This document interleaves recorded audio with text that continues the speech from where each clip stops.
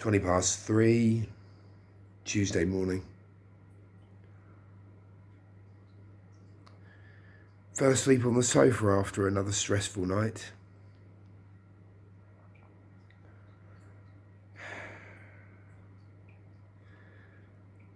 About 9:30 last night, his missus locked him out of the flat because he was pissed and probably being aggressive with her.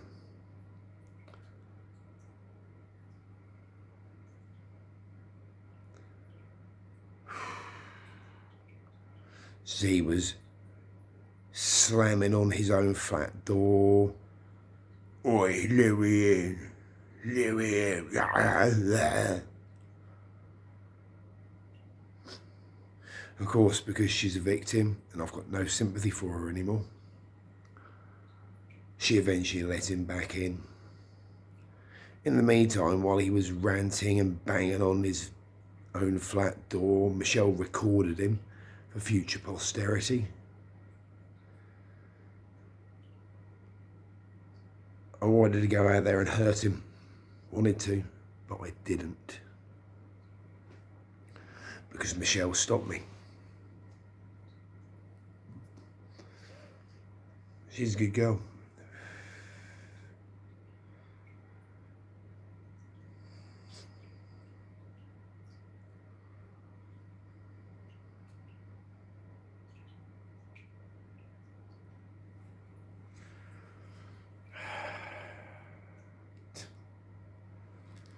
What she didn't hear is me stop. Well, she didn't stop. It was me ritually cursing him to either cure or get out using this.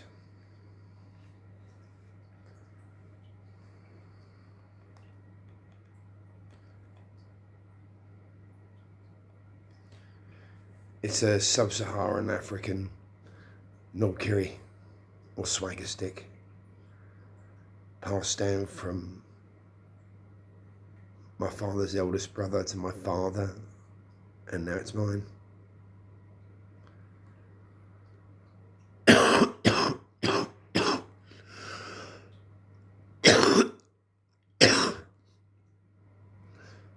Do I truly believe it has power? We shall see.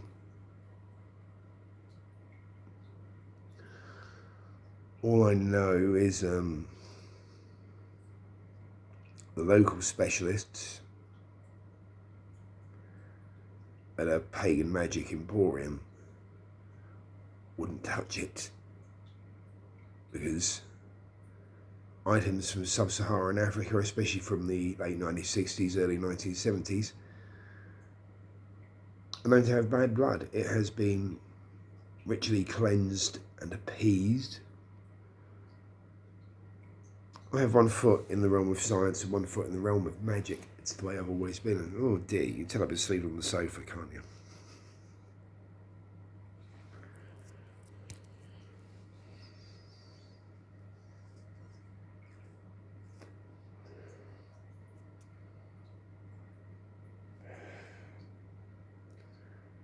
Put it this way.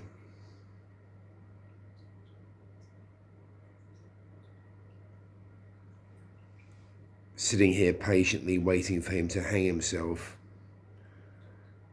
it is frustrating the hell out of me. So any other way I can ritually strengthen my resolve,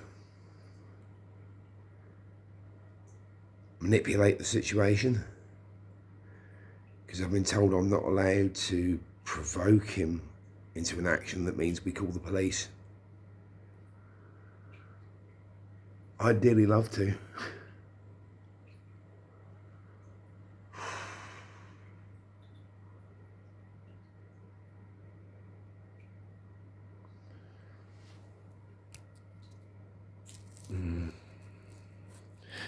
Do I feel vulnerable? Yes and no. Cheers.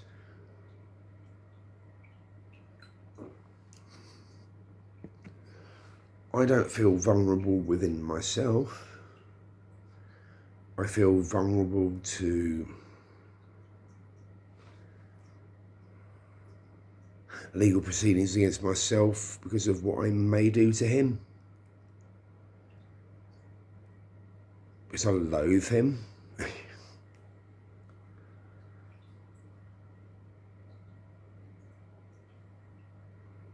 He's a pointless, empty-souled little twat. A waste of oxygen on this planet that has too many people already. I have no pity, no remorse. I've talked on my Facebook about a concept that first came to light for me in the Magic Kingdom of Landover books by Terry Brooks. Books by Terry Brooks. I'm a poet and I didn't know it.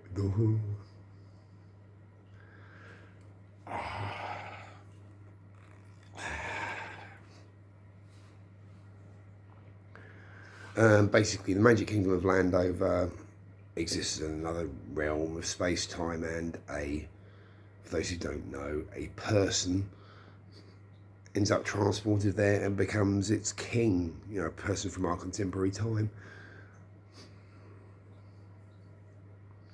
And the kings of Landover are presented with a medallion, the medallion of the Paladin. And in greatest need, the king can summon the spirit of the Paladin, this guardian that has protected the kings of Landover for millennia. It is a creature of war, a creature whose only instinct is to destroy and protect the realm and the king, and he becomes the Paladin. This monstrous thing, and he feels as it encases him the stench of blood and sweat, iron and steel. He can't control it. The Paladin takes over, but he's in there. And that is my mentality with how I must deal with this. I must become iron and steel. I must have no remorse, no pity, and no feeling for this scumbag. Or his partner, indeed. She made her own bed. She, twice now, when he's been like this, has let him back in the flat. I was rather hoping that she'd leave him outside and he'd come upstairs and piss on our door or something, and then we'd have DNA evidence of his behaviour. All we've got now is a recording of him just being belligerent, and that doesn't hold any water. Here in the UK, on average, a restraining order costs £5 or £6 grand. We can't afford that. We shouldn't have to. Yes, a lot of people have recommended getting a CCTV camera fitted in the corridor, but where do you put it where the guy won't trash it? And that's our money. Letting agent won't do anything about that yet.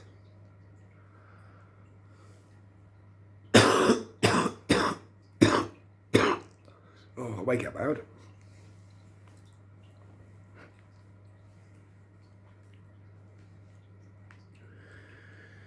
Ow, ow, ow.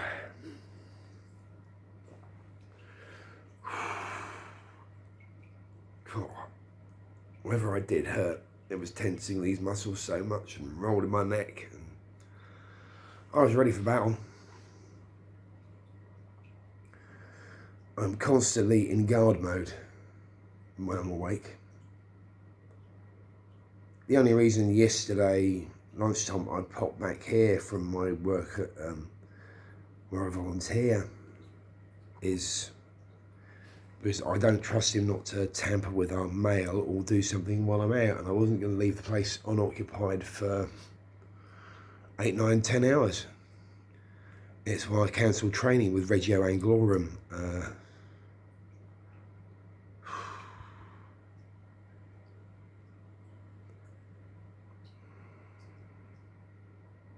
on Sunday because my partner Michelle was at work for 12 hours, including journey time.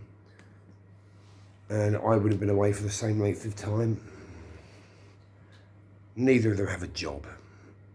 So there's not even that,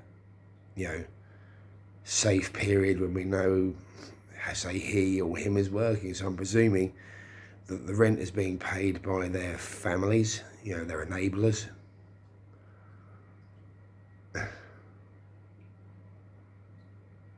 Do they not realise the harm they're doing to other people by enabling them like this? No, they don't care. As long as he's somewhere where he's out of their immediate vicinity, for most of them, they're probably fine with that. They don't care how it affects other people.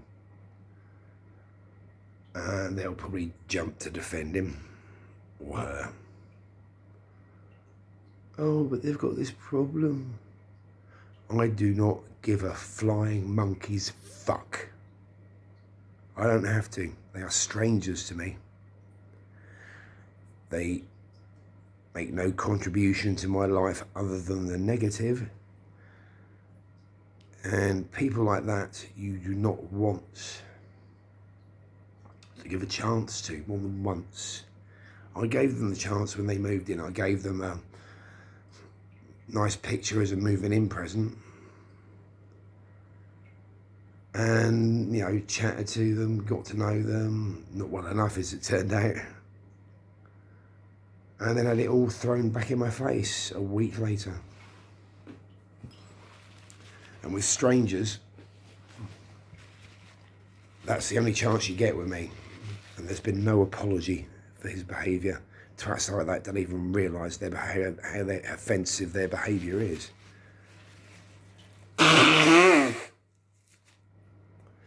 I'm fit and healthy. But, yeah.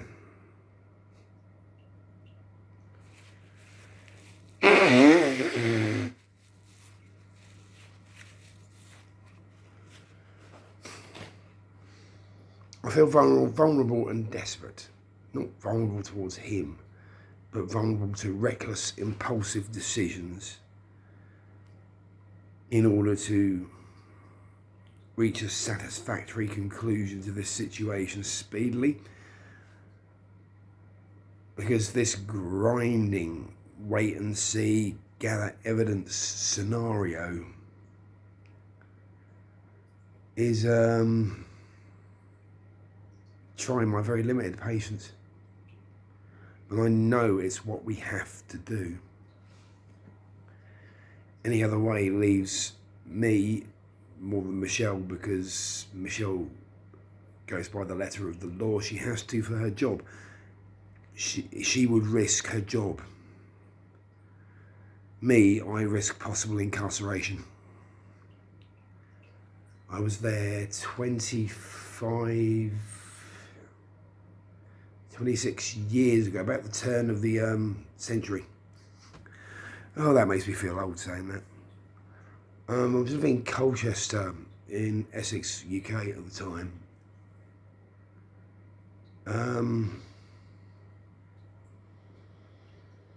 I came out of a long-term relationship that at that point in my life was the most important one I'd ever had. Both sides had their flaws. I realise that now.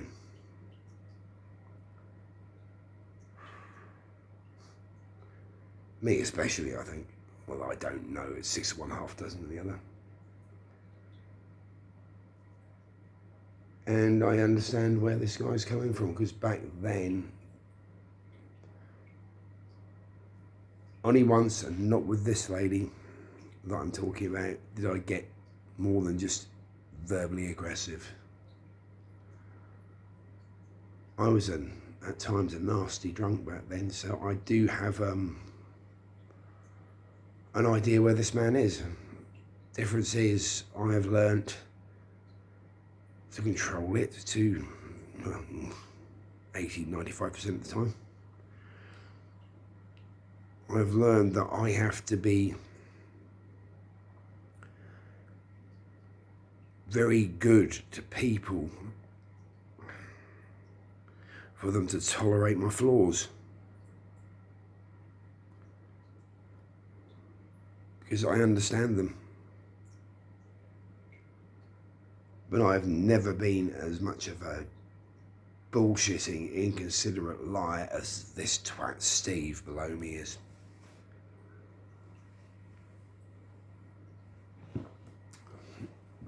You know, to accept someone's hospitality and welcome, then behave as he did when I had to report him to the police a week and nearly 2 weeks ago now. And then not even have the memory or facility to apologise for your behaviour when someone has made it plain that you don't want to talk to them and you keep on trying to engage them. That's a special kind of stupid arrogance. I mean, my partner is a psychiatric nurse and she is absolutely, I'll use an English word here, flabbergasted. Flabbergasted. Do look that one up, non-UK residents. It basically means you are absolutely lost for words at someone's actions or something. I don't understand, because the guy is probably the same age as me, probably younger. Nasty, pockmarked, ugly face, beady little dark eyes. Not that I've got anything against dark eyes, I think they're wonderful, but on him, they look shifty and nasty. But it's his personality that gives them that shifty nastiness. And, you know, I fear that he is going to tamper with our mail after the whole bullshit with the letting agent, where he tried to accuse myself and my partner of tampering with their lock, when clearly his partner had earlier sent an email saying that the lock had been loose since they moved in. Can't get his facts straight. Sorry, back to where I was. Partner, long-term, Colchester. Me and this lady got paid and hand-fasted. There are still photos floating about online, but not on my Facebook.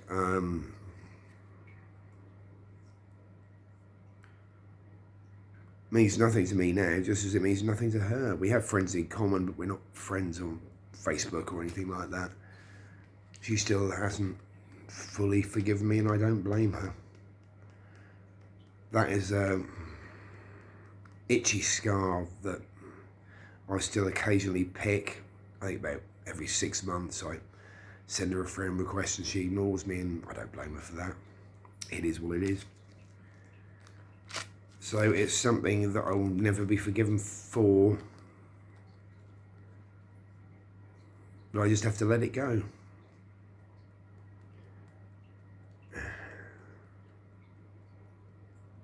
And after her, I went through a series of, well, one very good relationship with a wonderful musician, with a lady who's now a stand-up warrior single mum, who's a musician and a therapist as well, very busy lady by the name of Eleanor Torrey. Yeah, she does her own stuff these days still, and we're still friends. I mean, we only dated for 2 or 3 months. I don't know, that period is very hazy for me. I was drinking a lot and doing a fair amount of drugs. And, well,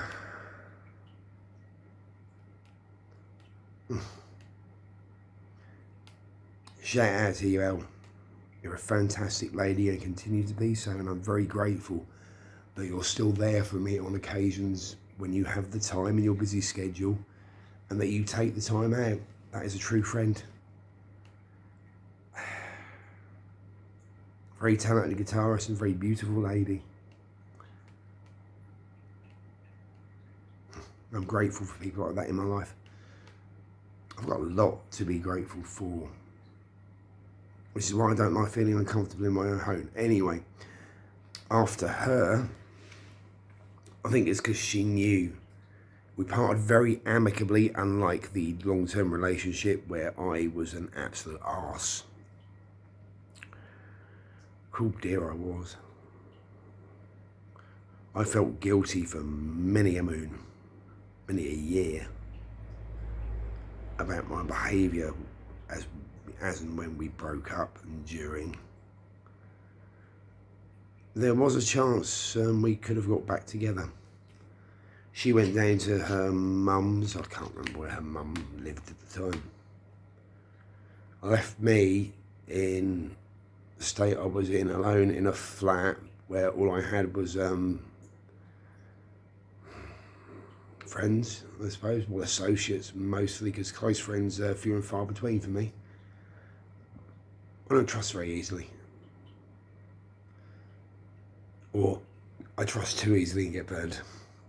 There's no in between.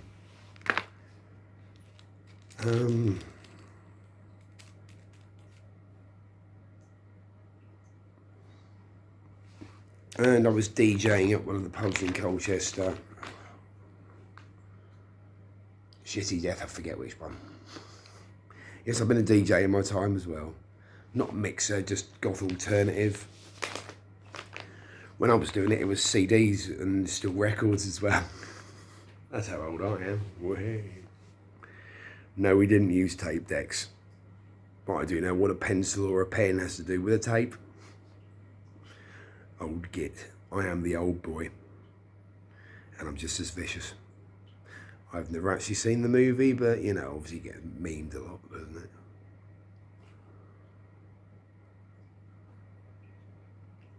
And this pretty young thing, very drunk, caught my eye, and a friend of mine advised me that she was trouble. And as it turned out, yes, she was. So was I at the time, I don't deny that. But when two combustible mixes of trouble, hurt, pain, and alcohol and drug addiction clash, it's going to explode big time, and it did. There were various affairs on both sides of the relationship. There was one example where I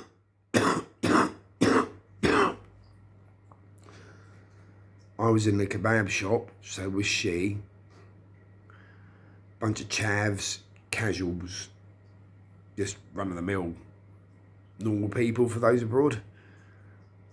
Took the piss out of me and my friends for being dressed up all gothic and rock and metal. We all laughed it off and just thought, right, we're going home. This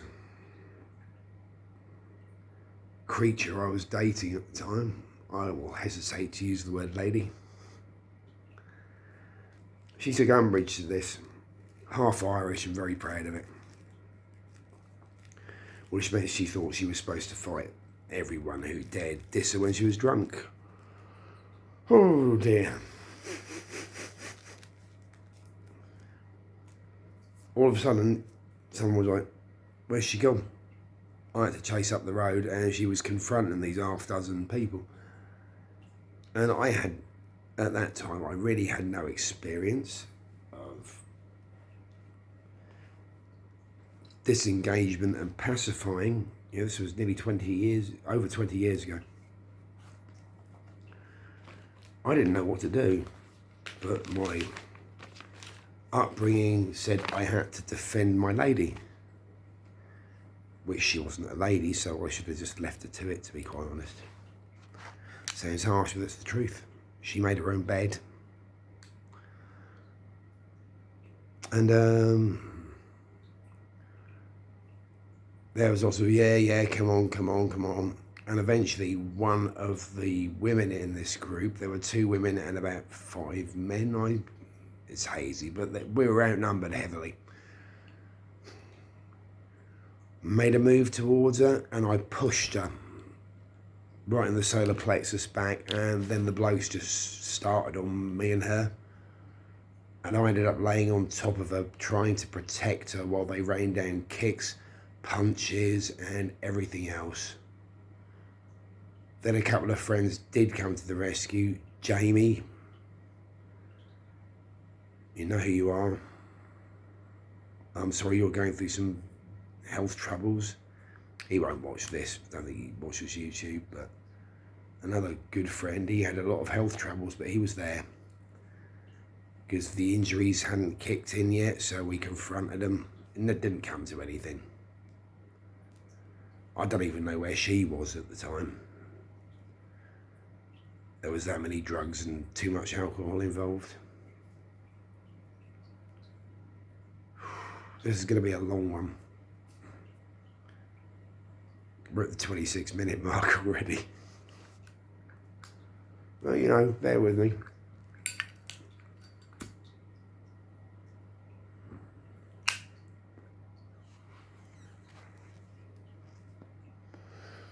And, you know, I bless her. This woman tried on various occasions to have a functional relationship. I remember one time, because I stayed with her after that, stupid as I am.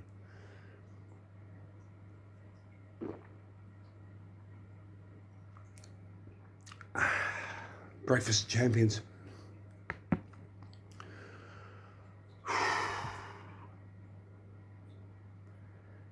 One time in one of the properties that I lived in at the time, I was at work because I had a full-time job back then. I was a functioning alcoholic. I worked. Yeah, unqualified as normal. That's what I did back then. Still there. I find her company reassuring, but I think it's male, so his company. Maybe that's why I felt uncomfortable, because I've always had trouble getting along with other males. It's alpha male friction. Many who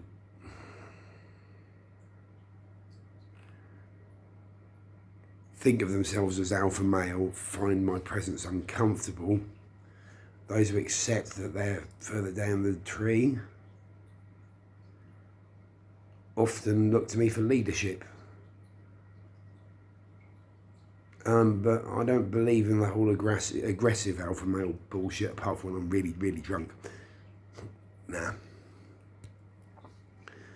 A leader remembers people's names. He cares about those he leads, even though terrifyingly he may have to sacrifice them in times of war. Obviously we're not at war, but you know what I mean. He has to both be empathetic and caring and uncaring at the same time.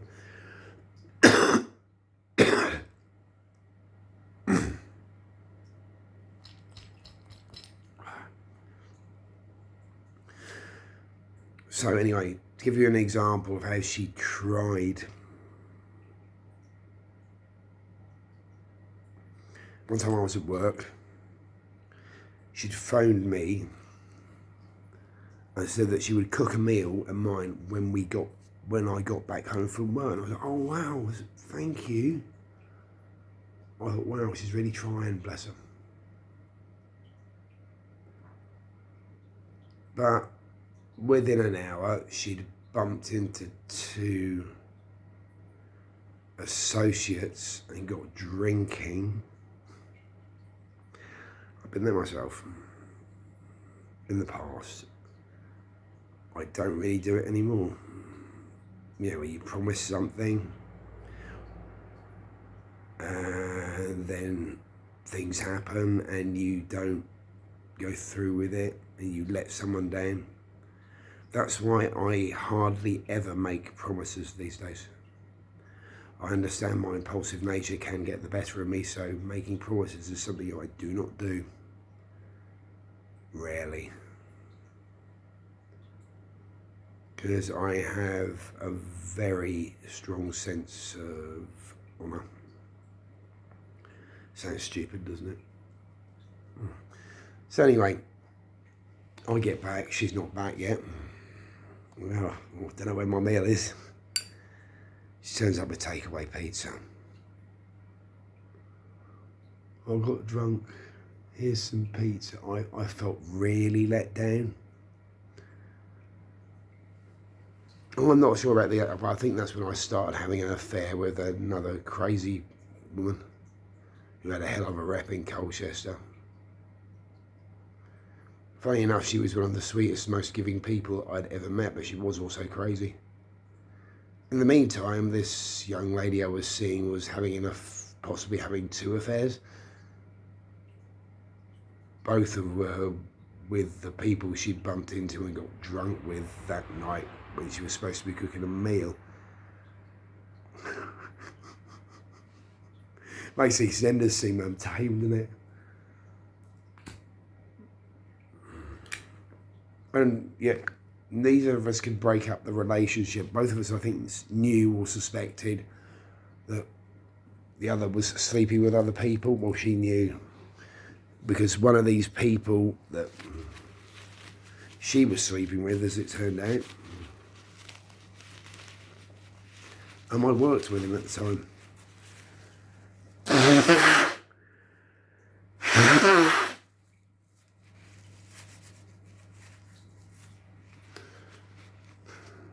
Yeah, hello Chris, you wanker.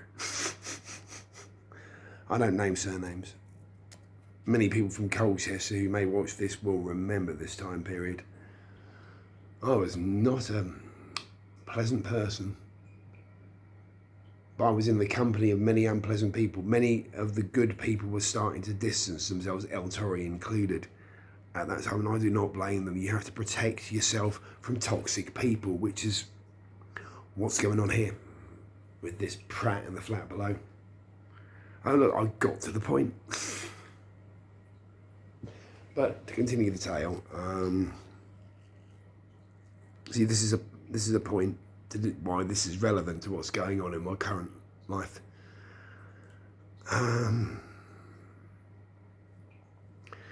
And the bad thing about this crazy but giving person I was seeing was, apart from the horrendous things she pleaded me to do to her sexually, it was the fact that she was so vulnerable and obviously not mentally in a place where it felt consensual. Oh, I shudder. And she fed me cocaine. Just to add that one into the mix. Oh boy. I was already at that period in my life a conceited enough arsehole at times. You had a regular cocaine habit, you're talking Armageddon is coming.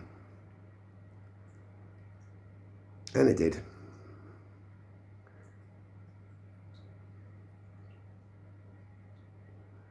I was trying to do my day job not long after that, I think. And I got left in charge for the first time with all that pressure going on outside, because I hadn't really spoken to people about the whole deal. I was self-harming in the toilet to try and get through the day. I still have the scars on my legs and arms. There's no need to show them. I know I'm not bullshitting. And anybody with an ounce of empathy will know I'm not.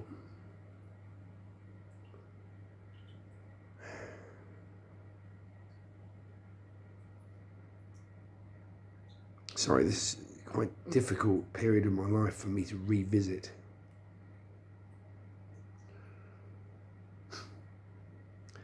And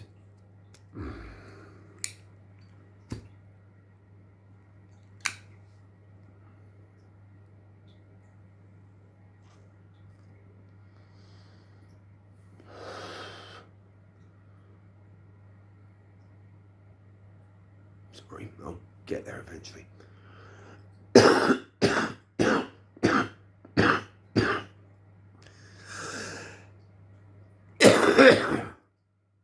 Morning cough.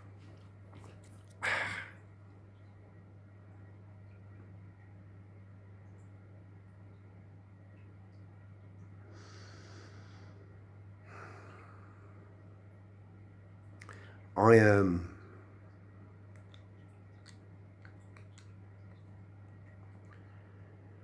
got to the stage where I picked up a computer monitor.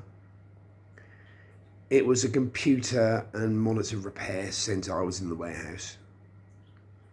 So yet again, fairly unqualified job, but I'd been given more responsibility than I was capable of handling at the time, because a lot of people thought of me as someone who could be relied on in the second of my first name, but I was masking throughout that period very heavily. And like I said, I was going to the toilet and cutting myself with box knives or anything else I could find that came to hand in order to get the relief I needed. One manager didn't know a lot of what was going on, and he tried to help, bless him. Steve, I think his name was. Looked like a total thug, but his heart was in the right place. Really was. I wonder what he's doing now.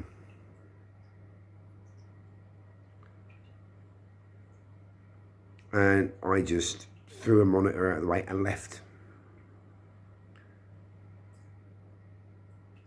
I made my way straight home. I did not go to the Hole in the Wall pub in central Colchester. I just wanted to go back to the place that I was living at the time, but it's because of stuff that had happened there with this young lady, and with the fact that at one point while I was living there, it was a shared house, one of the guys I shared the house with, there was a 2-bedroom place, so there was always one other tenant. A guy who had formerly been living there turned out to have been a heroin addict, functioning heroin addict, which I think is a lot rarer than a functioning alcoholic. That was an experience and a half. The landlady, who was in Egypt at the time, Janet, bless her, lovely woman. I hope she's doing fine. I mean, this was a lot of years ago. For all I know, she could have passed away now, because she was probably in her late 50s, early 60s when she was my landlady. So, times are harsh. She used to go to Egypt and adopt stray dogs in and around Cairo. She had an awful lot of what they call desert roses, where lightning has struck the sand and turned it into crystal. Very wonderful lady. Another person who, even though the circumstances were shite, I do not regret meeting and interacting with. I basically disappeared for a while, and she phoned me, I think, from abroad somewhere, and gave me permission to break the lock on his room. And that's when I found out where all the teaspoons were going. I've never done heroin, never done methadone, never done anything like that. I could have done then, because I was at a very vulnerable period, but I stayed the hell away from that because I knew it would destroy me. I know I have addiction issues still.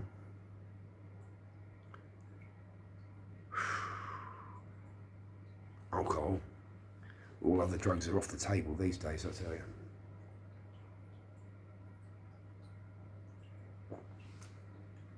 And I'd bought some herbal sleeping tablets and a couple of bottles of wine, and my then housemate Phil, who's still on my Facebook and we occasionally speak, he lives in Ipswich now, where I live now. Another good bloke with his own issues.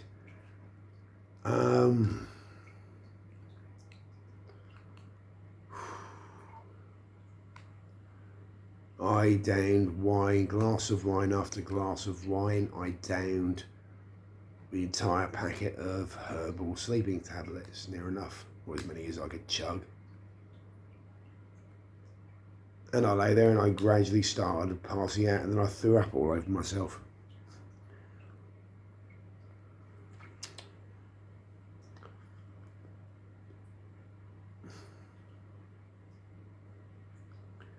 Really undignified. And I picked up a replica broadsword I had at the time, put the bottle of wine in one hand and the broadsword in the other, and walked out onto the street. I mostly joyously, in a fit of rage, smashed up parked cars, shop windows. I managed to avoid intentionally hurting anyone, and ended up on a busy main road in the Hive area of Colchester, heading towards town. I was ostensibly looking for this guy Chris, who was basically shagging my equally self-destructive partner at the time. Turns out he wasn't the only one, but doesn't matter, does it?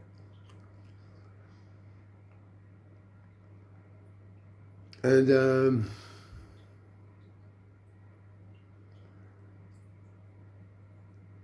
there's two incidents I do remember along the road. They are etched into my memory like white hot scars.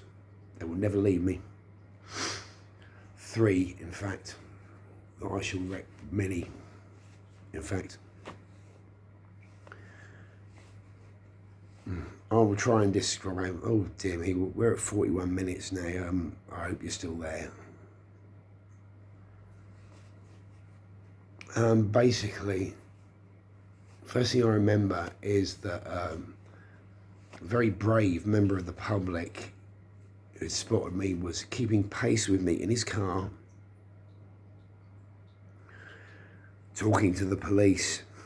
Obviously, he feared I was going to seriously hurt someone. I don't blame him for that.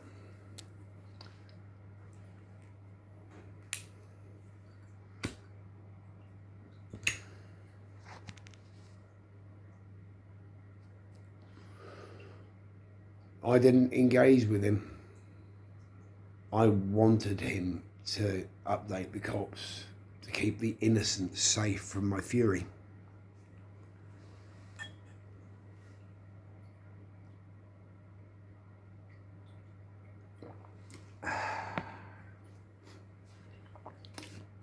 Oh, thank you, Michelle. She's left more. I'll be on the coffee after this. I feel this is such a difficult subject for me to talk about. 2 complete strangers. You can judge however the hell you want. Feel free to in the comments. Doesn't mean I'm going to reply if I don't like what you say, and that's all I'll do if I don't like what you say. I'll just leave you to your opinion and let you get on with it.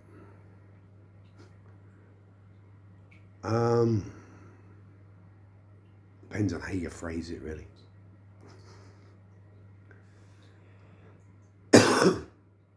Then there was a young lad. I couldn't tell you the time period, the length of time this took at all. A young lad walking towards me on the pavement, totally engrossed in his chips. He did not even notice this arse walking up the road with a bottle of wine in one hand and a broadsword in the other. I think I still had the wine. I hadn't thrown it through a window yet. I think that's what I'd do with it.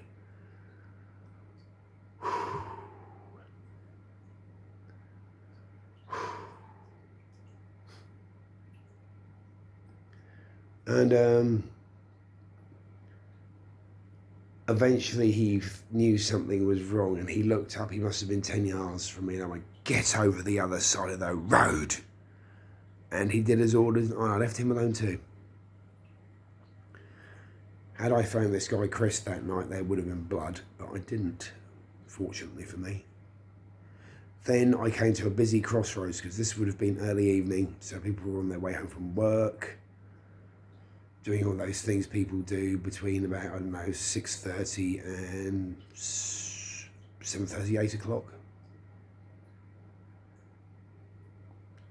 I got to level with the kebab shop where the earlier incident where I ended up getting the shit kicked out of me because of this lady I had been seeing, which probably didn't help my mental state, and I walked across a busy crossroads, one of the busiest in that area of Colchester.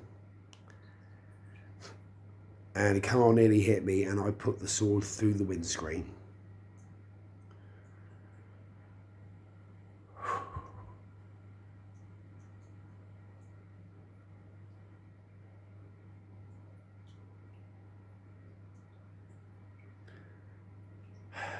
I was lucky.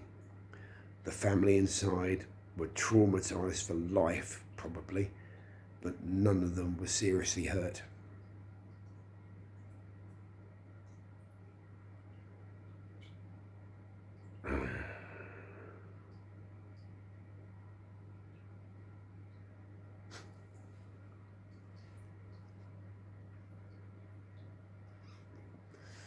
And again, judge me however you want. That's your business. Don't mean I won't be harsh back, because I will judge you with the information I have.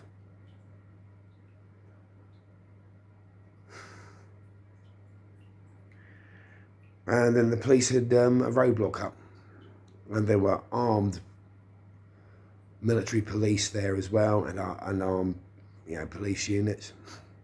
And that is what I wanted that night. I wanted suicide by cop. I didn't get it. It's a nice scar right about on my hairline there where they put me down on the pavement after CS gassing me.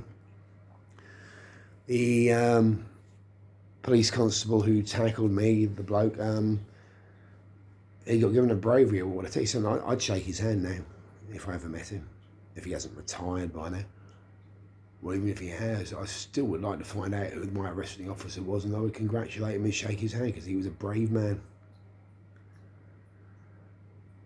And I remember them dragging me back to the police station and me screaming in floods of tears, "Why didn't you kill me? Why didn't you kill me? Why didn't you kill me?" And the looks of sympathy I got from these officers of the British police will forever be etched in my memory. They knew what they were dealing with then. Someone who'd lost so much hope that all they wanted to do was die. I can still see some of their faces now, the sympathy. It amazed me. That was true humanity.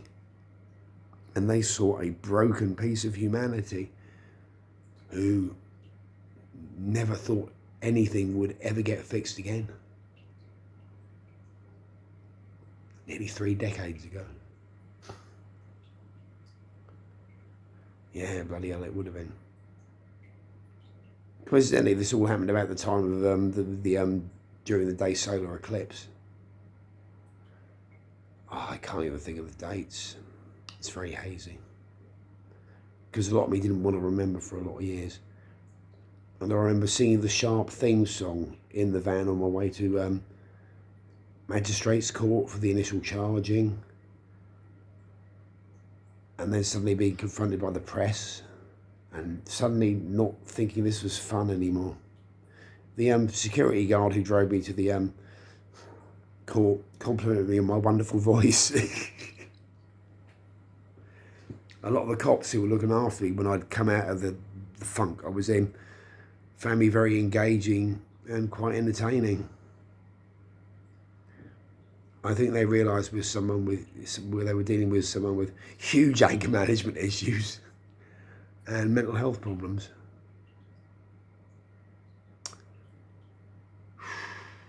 The guy downstairs has obviously got huge mental health problems, but I ain't got time for that shit. I don't know him.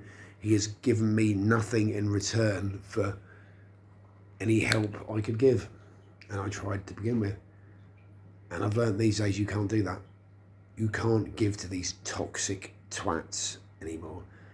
My good friend and boss, Karina Share of Rage Breed UK, did something earlier on tonight that has inspired this YouTube video. Thank you for that, Karina. Bless you, Chuck. It's a north of where I am expression. I don't think it's Leicestershire. It's more like tar love. It's Midlands. So north of us southern puffers down here. People will. I am joking about that. It's not a nice word to use, but I am joking. It's a joke. Please understand, it's a joke. And well,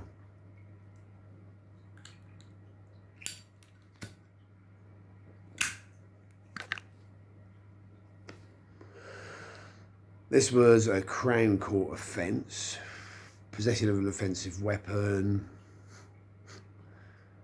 criminal damage, aggressive behaviour. I can't remember the exact details. It doesn't matter now. It's a spent sentence. I spent quite a long period of time, possibly 2 months, on remand in Chelmsford prison on the medical wing. I remember I was still in the clothes that I'd been sick on, so I had an individual cell, so I washed the sweatshirt I'd been wearing. I think I still have it. No, I don't have that one. I have one similar, that's right. And I tied them to the bars of the window to dry, and one of the staff within 5 minutes knocked on the door to say, "Excuse me, are you all right?" Because they thought I was going to hang myself. Yeah, they took care of me. I met so many broken people who were beyond help. It was a bit of a revelation, because I realised I was not broken. I was heavily fractured, in need of healing, but I was not irrevocably broken. I'm stronger than I realised.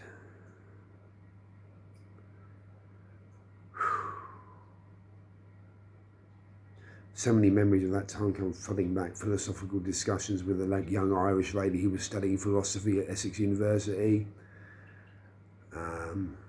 Good friends who tried to help. Some of them from very far away, and this was at a period where I wasn't really internet savvy, so there was very little communication other than personal phone call. Oh, the old days, eh? And yeah, so I still remember being in Crown Court facing a judge in a wig.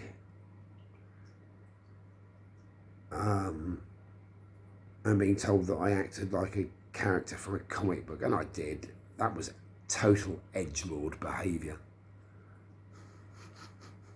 It really was.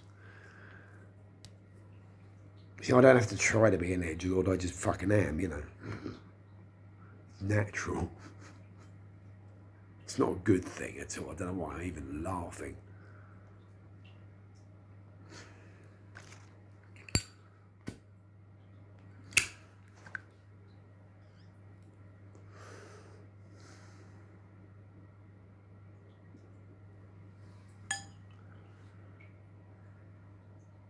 Cheers. I almost did that in Damir's voice, though. They're a good friend of mine who does videos this long sometimes. Heartfully Honest is his channel. Please feel free to like and subscribe. Heartfully Honest. And he is. He's like me. And he's had a hard life too. So I respect him as a fellow warrior. Skál, Damir Zorkic.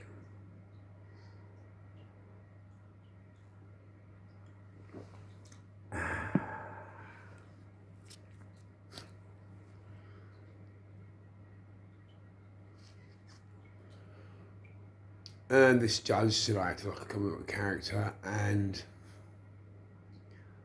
explain what I could be sentenced to. I was very lucky to have a very good lawyer offer his services, a Queen's Court counsellor, a barrister offer his services for free. I had connections back then, you know.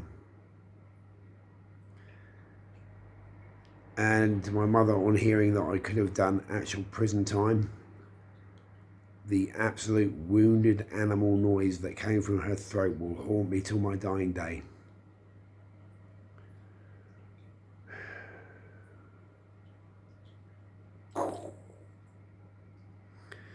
"18 months suspended sentence." And this is getting too long, so basically I shall sum this up by saying I've been where that guy downstairs is, but I can't afford to give my time to such a toxic little twat. And I'm very grateful for the friends I still have who were with me through that period and tried to help. Many of you will know who you are, but there are those who I've lost contact with as well. But I survived that. And I was still healing for many, many, many years afterwards.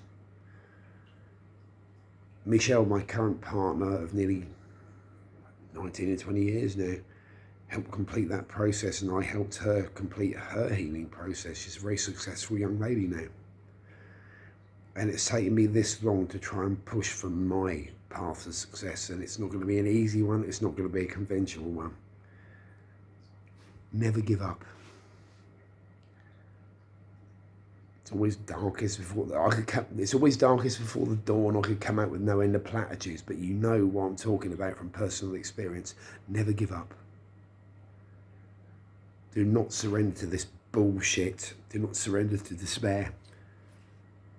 Never. And always face your enemy to the front. Never turn your back. I know never letting your guard down is exhausting. But don't do it. And on that note, we're nearly at an hour. I think I'm running into your time here, Damir Zorkic. 07. He'll know what I'm talking about. So I will leave that there.